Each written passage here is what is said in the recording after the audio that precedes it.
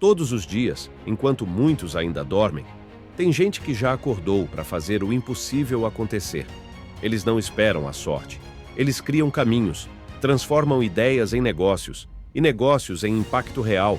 Não é fácil. É arriscar, é cair, é aprender, é levantar todos os dias com uma nova chance de fazer melhor. Empreender é resistir quando ninguém mais acredita. É seguir, mesmo quando o mundo diz para parar. É acreditar no invisível antes de ele se tornar realidade. O Líderes de Sucesso nasceu para contar essas histórias, para revelar quem está por trás dos resultados, para valorizar quem transforma o país todos os dias. Aqui, cada conversa é uma ponte, cada episódio, um espaço de crescimento, cada encontro, uma nova oportunidade de fazer história. Líderes de Sucesso, onde grandes histórias encontram grandes oportunidades.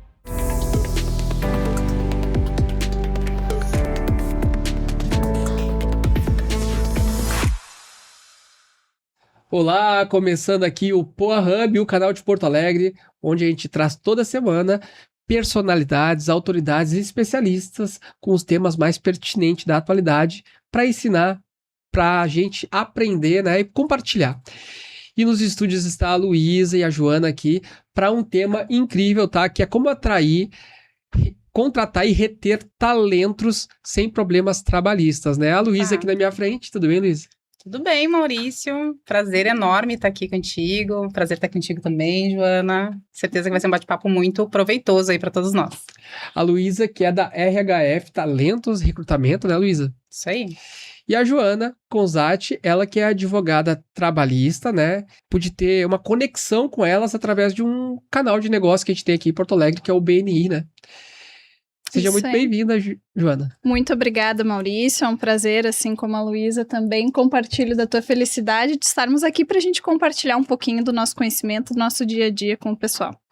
Perfeito. Bom, esse tema e essas perguntas aqui são perguntas que os nossos telespectadores trazem e que a gente quer compartilhar nos nossos canais, tá? E a primeira pergunta que a gente quer fazer é: o mercado de trabalho mudou muito nos últimos anos, né? E na visão de vocês, qual é o maior desafio das empresas na hora de contratar hoje? Certo. Começa? Posso começar.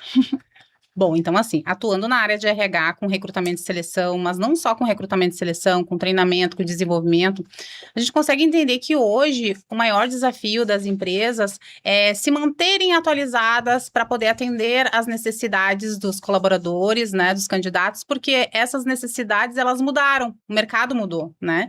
Então, eu costumo dizer, inclusive, quando assessoro profissionais na busca por uma recolocação, que o processo seletivo ele é bilateral. E por tempos, essa tomada de decisão, ela estava muito mais relacionada à empresa do que ao candidato. E hoje eu vejo que o candidato, ele é tão ativo no processo seletivo, ele traz demandas, ele quer saber, ele quer entender se aquela empresa, se ela está dentro daquilo que ele está buscando. Em termos de cultura, em termos de qualidade de vida, em termos de remuneração. Então, o candidato, ele deixou de ser passivo para se tornar mais ativo dentro do processo seletivo, selecionando empresas também. E diante disso, eu posso dizer que as empresas, elas precisam, né, trabalhar a sua marca empregadora, trabalhar o seu plano de remuneração e se manter mais atrativo. Eu acredito que hoje o maior desafio das empresas é se manterem atrativas para esses novos colaboradores, esses novos candidatos. Bom, não basta contratar para manter, para reter, então tem cultura dentro da empresa, né? Tem que ter estímulos para eles ficarem, porque a maior parte da nossa vida é dentro da empresa, é isso, né? Isso aí. É isso aí. A gente fala em retenção, mas a gente pode pensar que a retenção, ela começa desde o momento em que a vaga é anunciada, ou até antes. Quando a vaga é pensada, quando a posição é aberta, quando a gente vai pensar em fazer alinhamentos, quando a gente vai pensar num anúncio, né? Para que ela fique não só atraente, mas para que ela fique dentro de uma conformidade legal também, né? Joana vai trazer bastante disso, tenho certeza. Mas o engajamento, ele não é somente manter o profissional, o engajamento e a retenção, né? Manter o profissional. Mas é todo esse processo, é toda essa trilha do colaborador dentro da empresa, né? Perfeito. Na RHF, né, e o teu trabalho, quando vai buscar, então, esse candidato, né, ou a empresa vai te buscar o teu trabalho, né, como é que é a tua seleção, né? Uhum. Legal.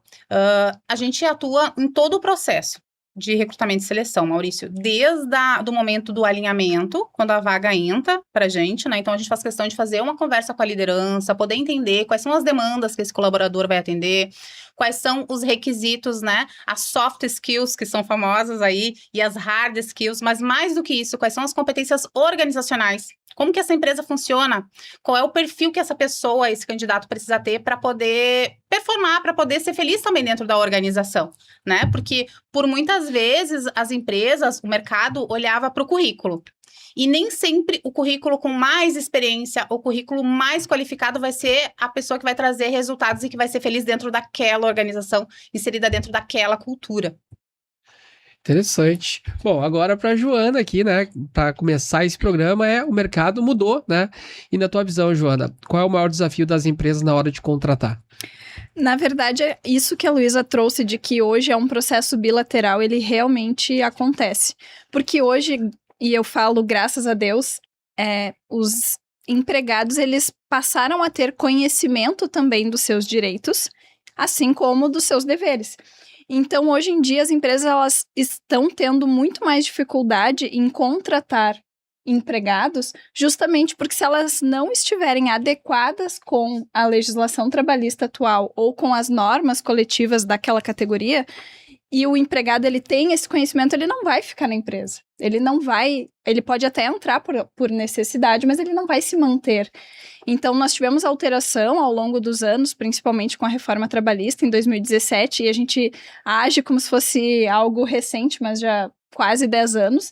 Mas isso sim trouxe muita alteração, principalmente para as empresas. Coisas que antes poderiam fazer, hoje já não conseguem mais. Então, essa atualidade, tanto do mercado, a especialidade que o empregado tem, o conhecimento, dificultou o processo seletivo das empresas também. Entendi. E, na tua opinião, os principais erros que as empresas cometem na hora da contratação? Tem muito erro que cometem ainda nos dias de hoje? Tem, com certeza. Primeiro erro, para mim, é quando, de fato, não deixa especificado quais são as funções daquela pessoa. A gente tem, na verdade, um nome da função, mas nós não temos as atividades.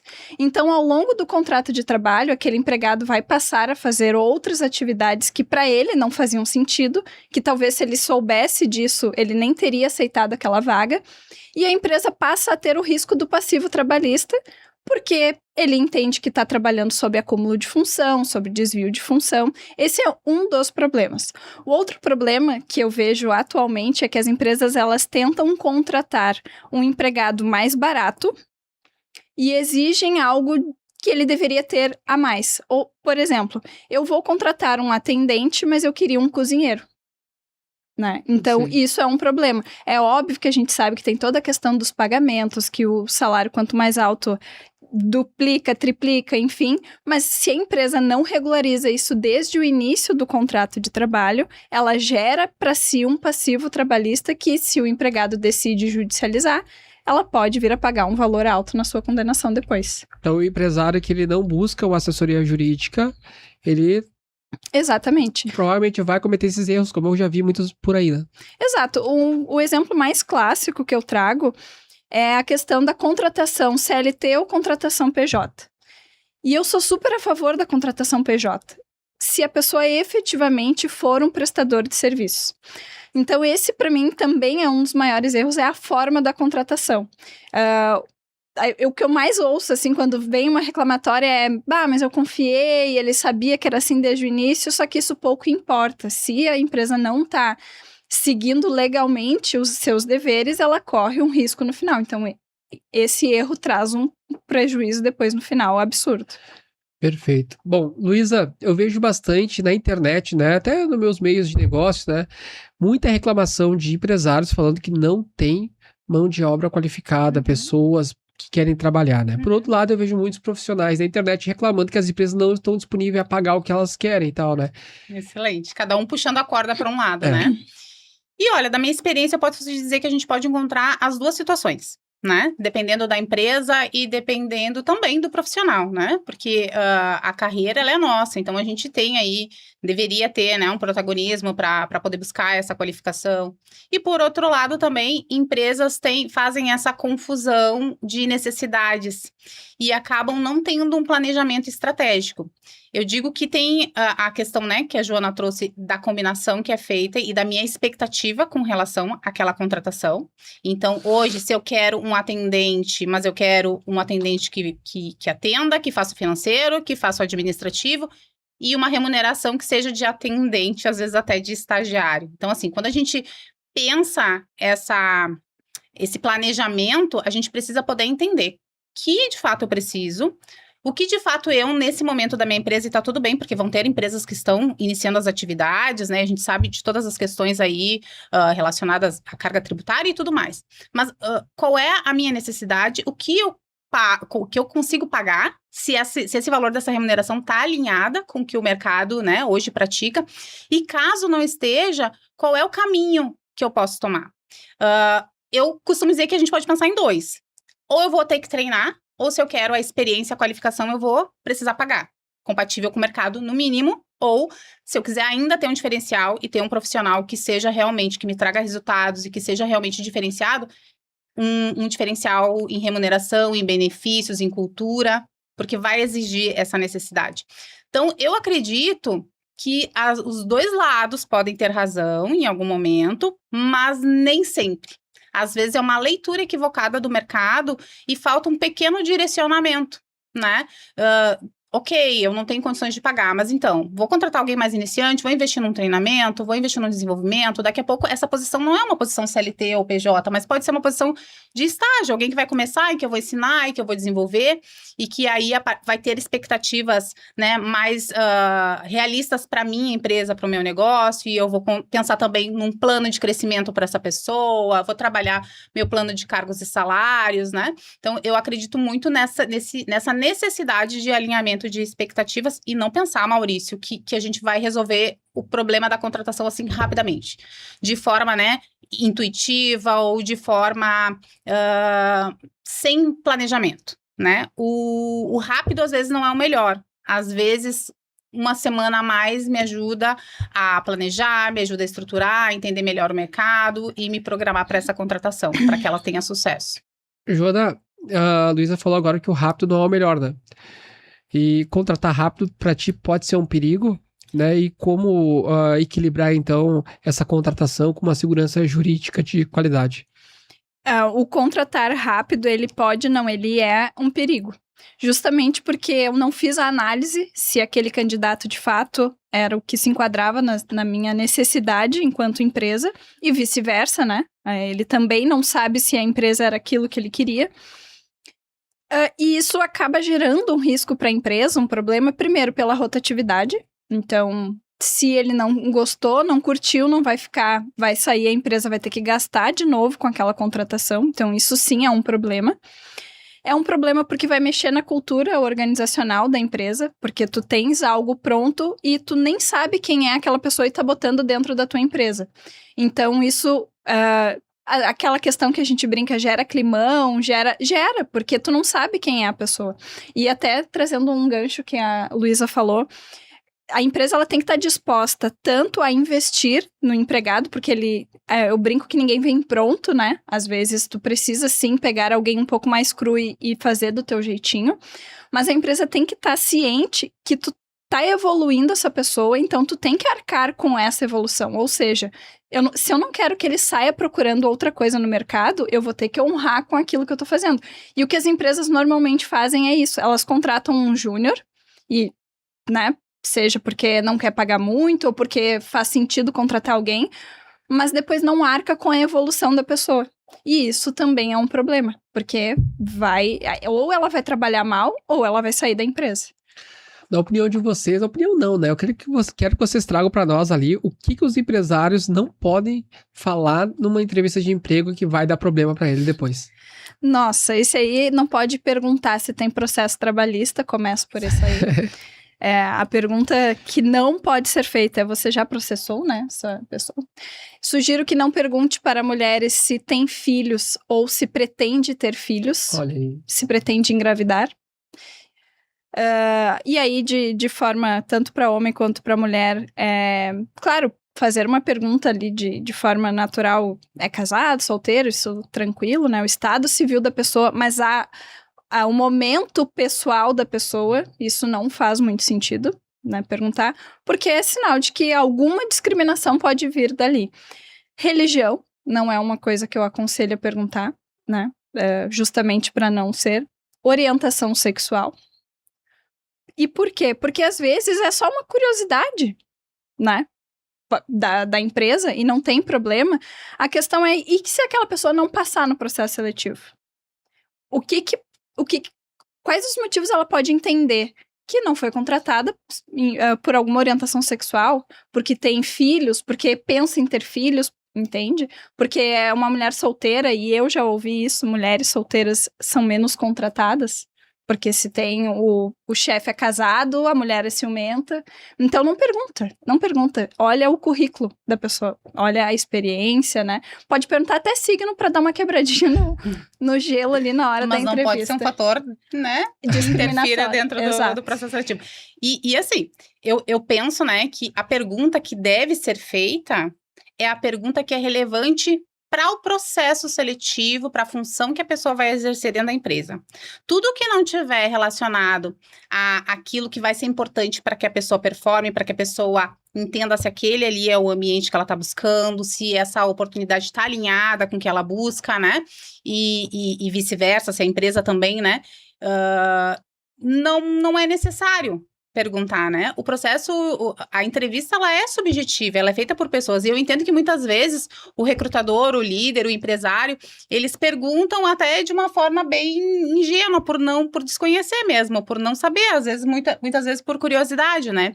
E é bacana essa pergunta, Maurício, porque na RHF a gente tem programas de treinamento e desenvolvimento de lideranças, onde um dos módulos é justamente esse: ensinar, né, treinar esses líderes a evitarem passivo trabalhista, evitarem algum constrangimento e, de fato, fazerem perguntas que façam sentido dentro do processo seletivo, né? Que não vão deixar o candidato desconfortável, porque isso também é importante. A experiência do candidato, ela deve ser, né, considerada no processo, e ela é importante.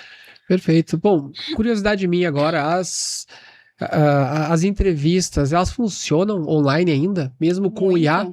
Bom, porque o que impede de um candidato, por exemplo, ele tá com outra tela aberta com IA e ali o tempo todo passando informação. Não impede, né? Se conduzindo uma entrevista eu já percebi que o candidato IA não aconteceu, mas que ele estava lendo, ou que ele estava buscando algum outro recurso, né? Pode acontecer, mas eu acredito que está muito relacionado com a experiência de quem está conduzindo o processo de entrevista, dessa percepção.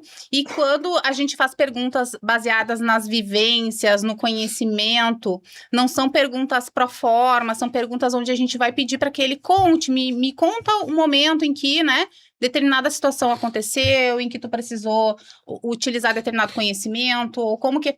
Então, a gente consegue, enquanto recrutador, e daí a importância de profissionalizar esse processo, né?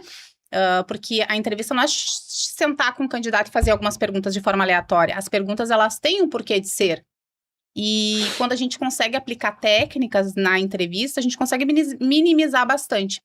E um outro ponto também, sem me alongar na resposta, é que o processo seletivo, no processo seletivo, a entrevista, ela é uma das etapas, né? Mas a gente tem outras formas de mapear o comportamento, a gente tem outras análises que são feitas, né? E aí, então, se a gente se munir dessa técnica, né, dessa profissionalização no processo seletivo, a gente consegue minimizar o impacto. Que é difícil burlar também, né? E como identificar ali na visão do empresário, né, se aquele candidato tem afinidade com a empresa ou com a cultura? Tem isso. Perfeito. Para eu poder identificar se um colaborador tem alinhamento com a minha cultura, eu preciso saber qual que é a minha cultura, eu preciso entender se de fato a minha missão, visão e valores, os meus norteadores estratégicos, eles não estão só no papel pendurado na parede, né? Se de fato isso é vivenciado por mim enquanto empresário, enquanto dono de empresa, pela minha equipe.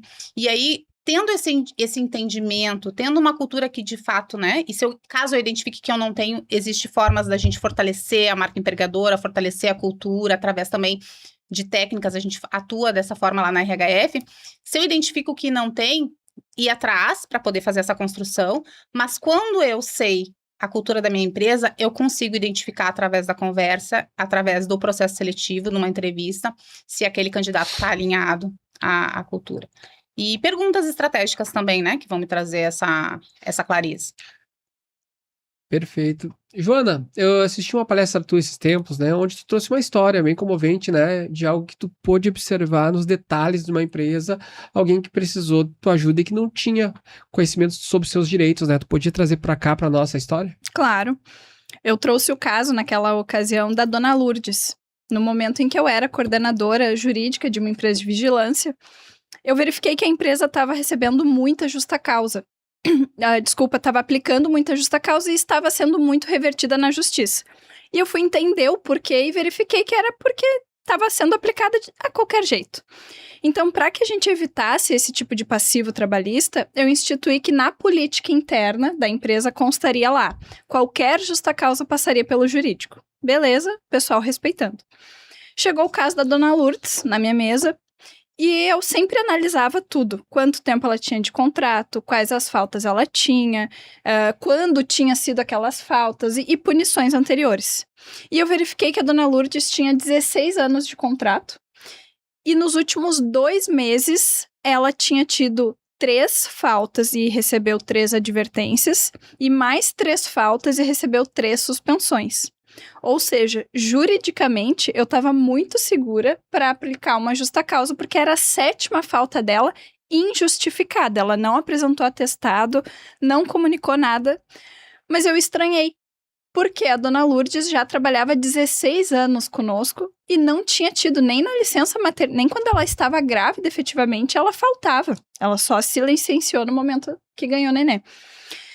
Eu pedi para chamar a Dona Lourdes. A Dona Lourdes chegou na minha sala e eu perguntei, queria entender o que aconteceu, né, que a senhora tá faltando muito.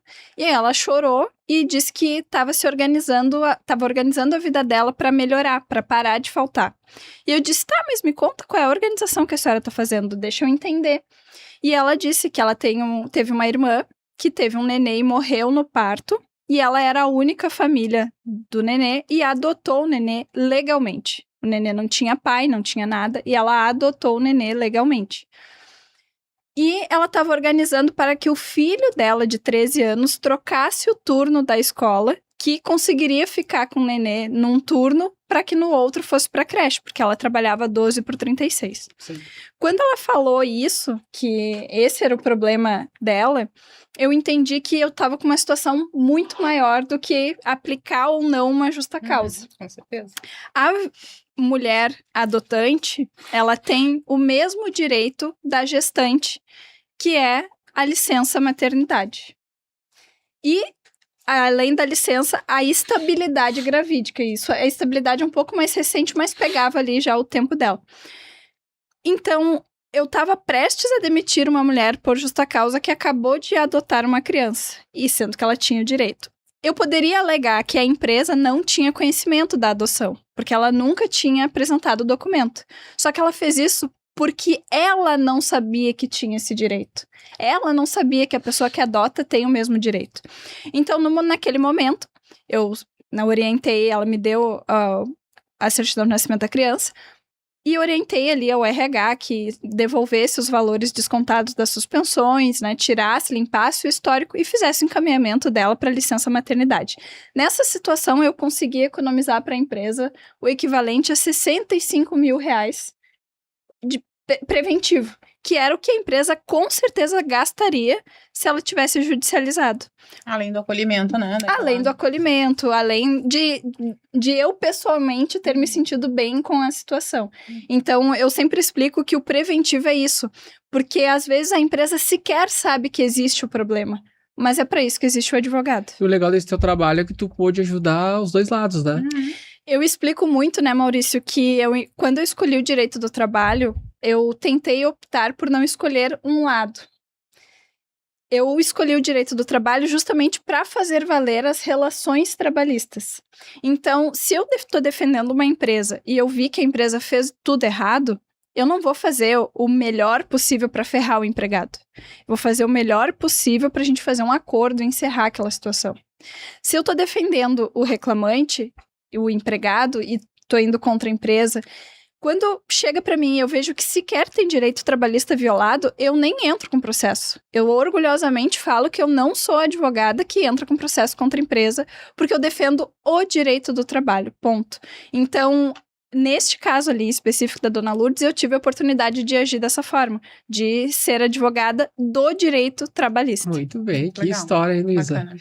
Falando de história, tu também teve uma palestra brilhante, o qual eu participei, né? E tu trouxe na tua palestra um pouco de ti também, né? Verdade. Que antes tu não pensava em trabalhar com recrutamento e seleção, né? Jamais. Com RH, O que né? tu pensava em com consultoria. fazer? Quando... Bom, eu iniciei no mercado de trabalho muito cedo, né, Maurício e Joana? Eu digo que eu sou do tempo onde a gente, no domingo, pegava 0 hora, marcava as vagas e ia Tá entregando a idade. procurar emprego, entregando a idade, mas tá tudo bem. E o mercado de trabalho mudou muito, né? Hoje a gente tem automação nos processos seletivos e eu tive a oportunidade de vivenciar tudo isso. Mas na minha trajetória profissional, eu atuei em diversas áreas. Me consolidei, me desenvolvi mais na área financeira. E vinha desenvolvendo um trabalho dentro da área financeira, atuava dentro de uma construtora aqui em Porto Alegre, né, como coordenadora, e recebi o RH de surpresa. Chegaram com as caixas, largaram as caixas na minha mesa e disse, olha, a partir de hoje, o RH dessas 174 pessoas é contigo. E eu confesso que, né, deu vontade de chorar. E pensei que não ia dar conta. Mas... como sempre tive essa questão de ir atrás do conhecimento, de entender, comecei a estudar, comecei a me aprofundar e aí me descubro uma apaixonada por pessoas. A partir dali, então, eu fiz uma transição de carreira para a área do RH. Sim. Isso já fazem 15, talvez mais, né? Já que entreguei a idade, tá tudo certo. Mas foi uma trajetória, né? Foi uma construção. Hoje, à frente da RHF, que é o meu negócio, a minha consultoria, eu estou há 9 anos. Atuando como consultora, mas já tive a oportunidade de atuar em empresas, de atuar no RH interno, de ser preposta em audiência, né? Então, é uma coleção aí de momentos nessa trajetória. Muito bem, dá pra ver o brilho no teu olho, da Joana, que vocês gostam e amam muito o que fazem. Qual honra muito também o nosso programa aqui, né? Ter vocês aqui com a gente, abrilhantando com conteúdos exclusivos aqui. Outras perguntas interessantes aí para os nossos empreendedores, tá? É como dar feedbacks, tá? E aplicar as advertências da forma certa. Perfeito. Bom, vou falar sobre o feedback, então eu vou deixar a advertência para o nosso especialista, né? Feedback é algo que a gente precisa dominar para a vida, né, Maurício? Porque a gente, por vezes e muitas vezes num dia, acaba dando feedback. É um feedback para a esposa, é um feedback para o filho, é um feedback para amigo. Porque o que é o feedback? É dar um retorno daquilo que foi te trazido, né? É dar uma orientação daquilo que tu entende que é o certo, que é o que tu espera, que é o que tu busca. Então, para dar um bom feedback, eu acredito muito que o principal ponto é ter clareza de qual é a mensagem que tu quer passar. Ter clareza. Ter respeito e ter empatia. Parte daí. Quando tu tem clareza da mensagem que tu quer passar e tu sabe, entende que é importante ter respeito e empatia por quem vai ouvir essa mensagem, seja ela uma mensagem corretiva, de direcionamento, um treinamento, enfim, tu já tem meio caminho andado. Mas agora, se a gente está falando da empresa, de um RH, de uma liderança, é muito importante que tu busque esse desenvolvimento, né? E aí existem várias técnicas. Tem a técnica sanduíche, né? Começa ali fazendo a parte do direcionamento e aí faz a crítica e termina com uma mensagem positiva. Tem pessoas que utilizam essa técnica e funciona. Tem outras tantas técnicas, mas eu acredito que para além da técnica ou antes da técnica, precisa ter essa questão, né? Da empatia, da clareza da mensagem, de querer construir junto. Seja mesmo sendo numa correção, né? Num direcionamento, numa chamada de atenção. Quando a gente quer construir, a gente foca lá no objetivo, a gente foca no resultado, né? E essa construção, ela acontece em conjunto, a pessoa vai se sentir acolhida e o resultado vai vir, né? Acredito muito, muito nisso, mas como que a gente dá uma advertência, Joana? A advertência, na verdade, eu ela nem está prevista na CLT. A única punição prevista é a suspensão e a justa causa. Mas a advertência ela surgiu justamente para não chegar com algo tão punitivo para o empregado, para que ele tenha ali um alerta. Normalmente, tu vai advertir o teu empregado que cometeu alguma falta leve. Por exemplo, chegou atrasado. Joana, mas chegar atrasado é falta? É falta, porque tá lá no contrato de trabalho o horário dele. Ele não cumprir aquilo faz com que ele cometa uma falta. Não usar o uniforme. A empresa pode exigir? Pode exigir. Barba. Dependendo da função, um vigilante, por exemplo, ele tem que estar sem barba, por exemplo. Pode aplicar advertência. Como se faz? Sempre de forma individual, nunca na frente de ninguém. Vai explicar o motivo pelo qual ele está recebendo aquela advertência e vai deixar avisado que na próxima ocasião ele pode vir a sofrer uma suspensão. Isso é para que o processo disciplinar dele seja respeitoso e válido, né? Porque para mim aqui o que importa é que ele seja válido. Então, a desídia é um motivo de justa causa, que significa desleixo, falta de cuidado. Então, para que eu tenha a justa causa por desleixo, eu tenho que ter aplicado anteriormente advertências e suspensões. Mas essas punições, elas precisam ser formais. Não posso punir 2 vezes pela mesma falta. Então, ele hoje faltou, amanhã veio trabalhar, aí eu apliquei uma advertência, mas eu achei que a falta foi muito grave, agora eu aplico uma suspensão. Não, tu já aplicou a advertência, chora, né? Não volta atrás. Então, normalmente, o início do processo disciplinar é assim, é de forma mais leve, até que vai aumentando. Se a falta cometida é muito grave, como, por exemplo, agressão a colega, xingamento a colega supervisor, isso é previsto legalmente, eu posso aplicar uma justa causa direto sem precisar da advertência da suspensão antes. Mas eu acho que sempre vale a pena investir, né, na prevenção, investir na combinação, e eu brinco, combinado nunca sai caro. Então, quando a gente precisa ter um alinhamento de expectativas, né, falando de atraso, por exemplo, se quando eu recebo esse novo colaborador, num processo de contratação, eu tenho um bom processo de integração, eu deixo clara quais são as regras, se eu tenho um ambiente onde essas regras e essas normas são de fato cumpridas pelas outras pessoas, e acontece uma eventualidade, né, de um atraso, eu vou entender, eu vou chamar, vou conversar, entender o que aconteceu. Numa recorrência, se eu dei o feedback da forma adequada, se eu já deixei claro, né, quais são... Então, eu consigo, antes, enquanto empresa, enquanto RH, de ir, né, eu penso assim, ao menos, eu consigo ter ações que vão evitar essa tomada de decisão, né, mais... A política interna ajuda muito, né? Eu sempre falo para os clientes que a empresa que não tem política interna pronta, estruturada, ou um regimento interno, está navegando num mar sem... Mas a gente está também num país, né, que as empresas não duram mais que 2, 3 anos, né? A maioria morre, são dados do Sebrae, né? Então a gente está falando de um empresário, muitas vezes, que ele tem um negócio, ele faz tripa coração, ele paga um caminhão de imposto, tá lutando e ele não tem condições de ter um especialista em RH, um especialista, um líder, ele é o chefe, né? Então ele tá carregando o mundo nas costas e é ele que vai falar com aquelas pessoas. Então ali já tem muito problema, né? Para esse perfil, o melhor caminho então é a terceirização. De empregados, tu diz? Não, a terceirização de especialistas. Sempre, tá, Maurício? Porque a gente aprende, né? A gente, enquanto empresário, a gente aprende que a gente não pode e não precisa fazer tudo. Então, ele realmente não precisa ser um especialista jurídico, um especialista de RH, se o cara é especialista em aço, por exemplo. Esse é o caminho ideal.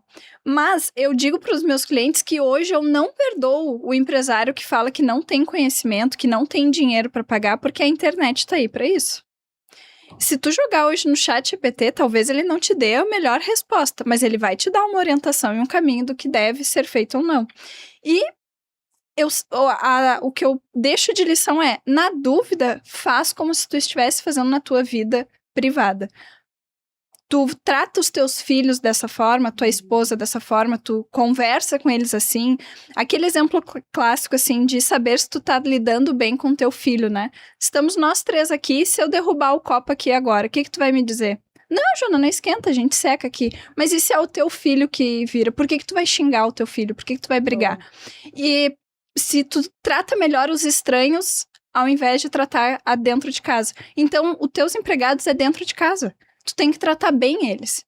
Porque é eles que estão ali por ti. A gente brinca não, eu inclusive me dói essa brincadeira do quem tá lá trabalhando o ano todo para no final do ano tu comprar um carro novo, são eles.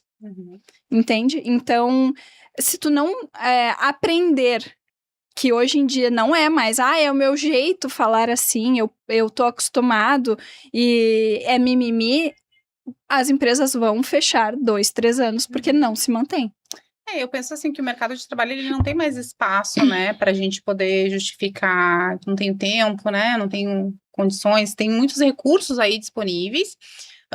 Penso muito que é importante o autodesenvolvimento, para que a pessoa, né, se tem questões ali suas, e todos nós temos em alguma medida, né, que ela consiga se desenvolver, consiga melhorar enquanto pessoa. Penso que a contratação de um especialista, num primeiro momento, ela pode ser vista como cara, mas nem sempre é mais cara, e normalmente não é mais cara, do que um custo trabalhista, do que, né, uma contratação mal feita, do que um RH sem processo, sem métodos. E uma das coisas bem importantes dentro do meu trabalho, eu acredito que da Joana também, me corrija se eu estiver errada, a gente não precisa fazer tudo dentro da empresa de uma vez só. A gente pode fazer por partes, né? A gente pode entender dentro deste contexto. Eu não consigo hoje implementar um RH, ou talvez eu não tenha nem a necessidade de implementar um RH pelo tamanho do meu negócio. Mas e que eu preciso, para onde eu preciso olhar? O que eu preciso fazer primeiro para profissionalizar o meu negócio? Porque a empresa ela só vai prosperar, crescer, se ela se profissionalizar. E se esse empresário se profissionalizar também, né? E enquanto ele tá, muitas vezes, falando do recrutamento e seleção, pegando uma indicação de um conhecido, do irmão, do vizinho, e contratando uma pessoa que não está necessariamente alinhada com o negócio dele, isso lá na frente vai ter um peso para o negócio dele. Então, olhar assim de uma forma mais estratégica e realmente profissional para o seu negócio, acho que é um passo bem importante. Além do autodesenvolvimento, né, que isso é sempre. Exato. Bom, mudando de assunto aqui agora, mas mantendo nessa linha, a curiosidade que eu tenho aqui agora, o que nos dias de hoje está pesando mais pro funcionário para reter ele na empresa? Se é o salário, se é a cultura, se é a liderança. Tem muita empresa que ganha esses prêmios, né, enfim, de melhor empresa para se trabalhar. É a comunidade, é o pertencimento. O que pesa hoje, né? A gente precisa ter, primeiro, um salário que seja compatível. Isso é fato, né? Atuando dentro do mercado, tanto dos dois lados do balcão, como eu falei lá no BNI, né? Tanto acompanhando profissionais que estão buscando uma recolocação, quanto acompanhando empresas que estão buscando colaboradores, a gente percebe que muitas vezes há um desalinhamento com relação àquilo que eu preciso e o que eu posso pagar. E tá tudo bem, aí a gente vai voltar de novo, né, para aquela questão das ações que são importantes, mas o salário, ele precisa ser justo e compatível com as funções. A partir disso, eu consigo e preciso trabalhar a cultura, o clima, os benefícios, tudo isso vai compor, né? Eu não acredito, sendo sincera, naquela questão de, não é o salário que é importante, o salário precisa ser compatível. Se o salário é compatível com o mercado, todo o restante vai te ajudar a reter, vai te ajudar a engajar, mas parte do salário, sim. Para mim, esse é um ponto muito importante. Entendido. No meu ponto de vista, entra, por óbvio, a questão do salário, mas também o comportamento da liderança. Principalmente nessa nova geração, a gente sabe que está muito mais difícil contratar a última geração, mas eu penso, será que eles estão de todo errados? Porque quanto a gente não aguentou, quanto a gente não suportou, né, de maus tratamentos, né, falo a gente de forma geral, mas eu nem posso reclamar tanto assim das minhas experiências, né, mas vejo enquanto advogada, porque tinha que ser assim, porque trabalho, né, a gente não escolhe, enfim, essas coisas. Então, Uma questão essa cultural, né? rotatividade também e essa falta de possibilidade de reter as pessoas também vem do despreparo da liderança. Porque eu tenho visto muitas pessoas, assim, a falta da possibilidade de crescimento dentro das empresas, quando elas se sentem estagnadas, que inclusive foi isso que me fez abrir o meu escritório, que eu senti que eu não tinha mais possibilidade de crescimento onde eu estava.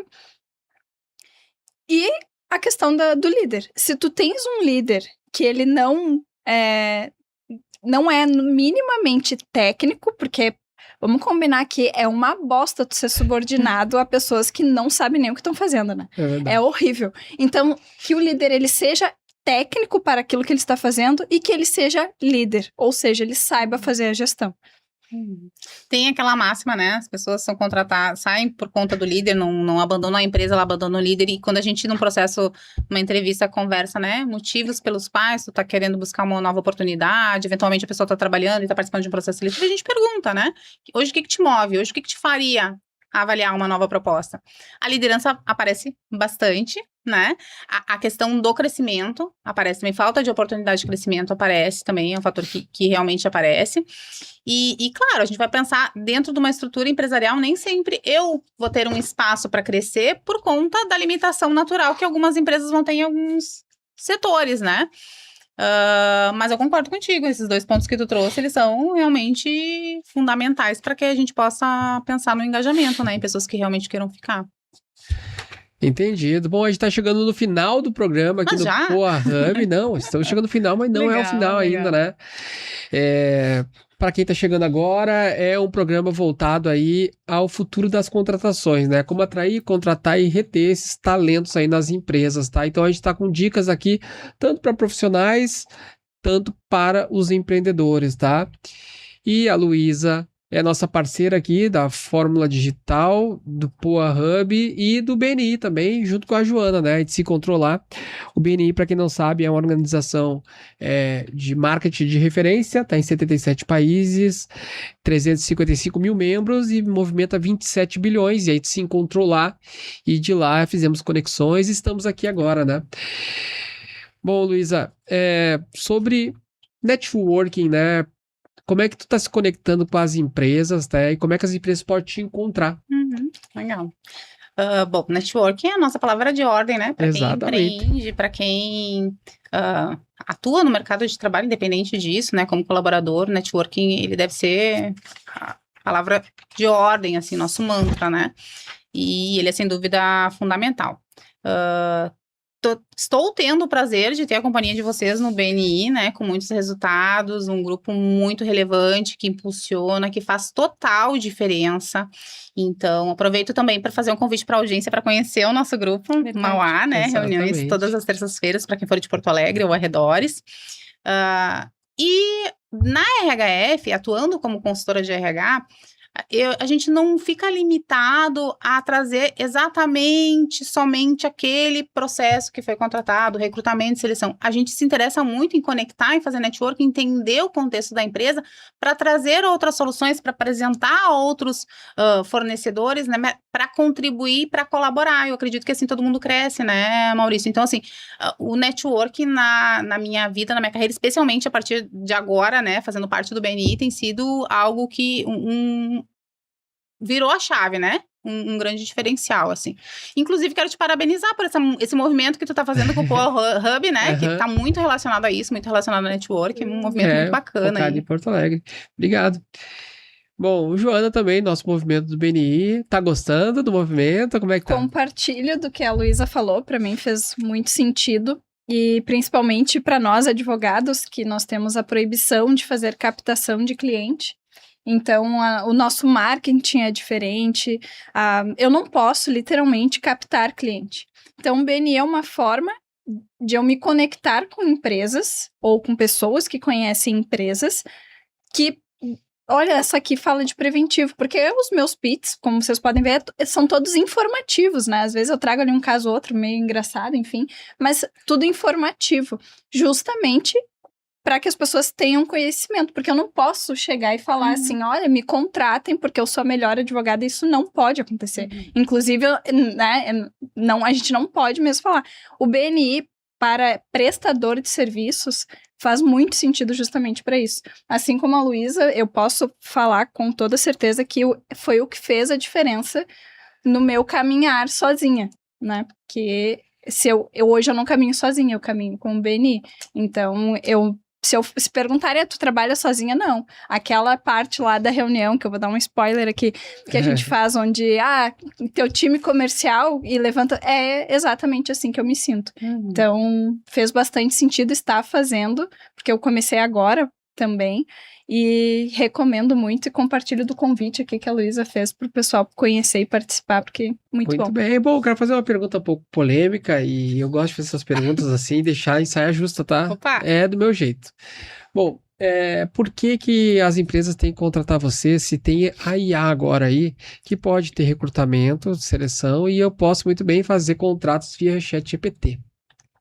Será que seriam boas contratações, né? Eu te jogo a pergunta de volta. Eu penso assim, a IA tá aí, ela deve ser utilizada, mas eu acredito muito na expertise, no conhecimento, no comprometimento, e isso não tem chat GPT que vá substituir, né? Não só na minha área, mas em diversas áreas. Então, acho que sim, eu acho que a IA, ela é importante para que a gente possa automatizar processos, para que a gente possa ganhar agilidade, mas quando a gente está falando do nosso maior ativo dentro de uma organização, que são as pessoas, delegar isso ao chat, será que é um bom negócio? Te garanto que não. Então, assim, me contratem a RHF, que vocês estarão com certeza em boas mãos. Aproveitei para fazer o jabá, né? Sem dúvida. Com relação ao direito, primeiro que eu tô super na vantagem para entrar num processo, não é qualquer pessoa, às vezes depende do advogado, então tem que me contratar. Mas para a parte preventiva, que é o que eu mais falo, questão de elaboração de documentos, de contratos e tudo mais, o advogado, ele consegue fazer o trabalho artesanal e específico para aquele cliente. O chat não. Mas eu dou um prompt pronto e tal, beleza. Mas aí tu pede lá para o chat botar o risco calculado no teu contrato, ele vai saber o que é? Não, e eu nunca vou alimentar o chat dessa forma, porque eu não quero que ele saiba. Só que ainda que ele entregue um documento pronto, a pessoalidade que eu vou lá no teu negócio, eu vou entender o teu movimento, eu vou entender a tua operação e vou colocar na tua realidade para que eu depois possa te defender numa eventual reclamatória, a IA ainda não faz. E, até onde eu sei, ela não vai fazer. Eu uso a IA, ela facilita o meu trabalho. Só que, para saber o que tem que pôr lá na IA, é um advogado. O empresário, ele não tem como saber que é um cara de jornada externa, que não tem controle de jornada, artigo 621, ele não vai dar esse prompt pronto. Perfeito. E muitos elogios que eu vejo sobre o teu trabalho, de vocês, eu ouço bastante, né? O teu falam muito nos bastidores que tu é uma advogada, que tu tem uma perspicácia. Tu consegue, na intuição, saber coisas que impossível não é IA saber, né? Exato. Que é muito complexo, né? A subjetividade das relações, né? Eu explico muito que quando me perguntam se eu faço outra coisa além do direito do trabalho, eu não faço. E aí é que tá a perspicácia, aí é que tá em audiência, modéstia à parte. Eu dou aula de audiência, eu tenho um curso de audiência de instrução trabalhista justamente porque a audiência é isso, tu tem que pegar as coisas no ar, tu tem que... E o direito faz isso, só que tu só consegue trabalhar dessa forma quando a gente é específico no que a gente faz. Então, o fato de eu ser advogada trabalhista há quase 11 anos é que permite eu pegar as possibilidades do que eu tenho no ar. Ajuda bastante. É mais ou menos que nem o Messi jogando, né? Ele faz parecer fácil, que não é fácil. Exatamente. Bom, eu vou fazer agora umas perguntas bem rápidas aqui, porque está no final do programa. Currículo ou LinkedIn, qual pesa mais? LinkedIn, sem dúvida. O currículo é importante, ele serve como uma base para que tu replique nas plataformas de vaga, automação. Um dia a gente pode falar só sobre automação, né, no processo seletivo, mas o LinkedIn, ele conta a tua história passada, mas conta aquilo que tu tá fazendo, o teu potencial, como que tu tá colaborando, como que tu tá te movimentando, qual é a tua rede de conexões. O LinkedIn, sem dúvidas, hoje é a principal ferramenta profissional. Perfeito. Demitir rápido ou insistir no colaborador, Joana? Eu sou da opinião de insistir no colaborador. No empregado, né? Eu não chamo de colaborador. Eu sou da opinião de insistir porque tá difícil a contratação e porque às vezes eu não me expressei bem, eu falhei a comunicação e aí eu vou insistir. Vou insistir até que ponto? Falta de caráter tu não conquista, isso tu não traz pra pessoa. Agora, ela tem caráter, tá faltando conhecimento, eu vou investir. E aí eu não vou demitir rápido. Perfeito, gente. Bom, e a gente está chegando ao final aqui. Estou muito feliz com essa entrevista. Queria muito que acontecesse antes, né? E também vai ter novas oportunidades, porque a gente precisa desses conteúdos, né? Com especialistas que realmente fazem a diferença aqui para o nosso estado, para nossa capital. Muito obrigado, Luísa. Muito obrigado, Joana, por estarem nos estúdios aqui da Fórmula Digital do Poa Hub. Maravilha, prazer foi meu. Eu que Uma agradeço, Maurício. Por favor, sempre que quiseres, me convida, que é um prazer estar aqui. Tá certo. E Sempre. para os empresários, empresas e pessoas para acharem vocês, como é que faz? Perfeito. Vou ser ousada e vou dizer, né? Vão até o BNI nas terças-feiras, se forem aqui de Porto Alegre, vai ser um prazer recebê-los. Mas nas redes sociais, no LinkedIn, Luísa Gonchorowski, no LinkedIn, RHF Talentos Porto Alegre, no Instagram. Eu deixo o mesmo convite do BNI, mas também o Instagram, Joana com 2 N's, Conzati com 2 T's no final. Ali é o escritório, é o Instagram também do escritório, porque ali eu me comunico com todo mundo. Chegamos ao final aqui do programa Líderes de Sucesso no Poa Hub, o canal que conecta Porto Alegre. Eu, Maurício Tavares, sou o host desse programa, CEO dessa empresa e adoro conexões e conteúdo de valor, tá? O programa Líderes de Sucesso tem esse objetivo de trazer empresários e empresas que fazem a diferença na economia do estado, no dia a dia do consumidor gaúcho. E é isso, não esqueça de seguir o nosso canal, ativar o sininho, porque é vocês que fazem com que a gente venha toda semana aqui criar conteúdos. E é isso, até mais.